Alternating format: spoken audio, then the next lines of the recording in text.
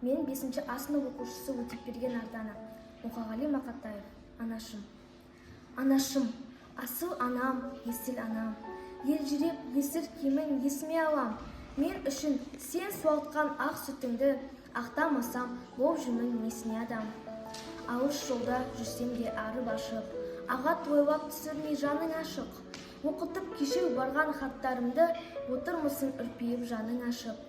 Өткізіп талай жылды ай аптаны, оқуын ұлым жақсы аяқтады. Анашым, білем сені қарсы емессің, кеттім мен тың даланы оятқалы. Анашым, қайда жүрсең сен күш жарым, сүйемін дидарыңды мен құшамын.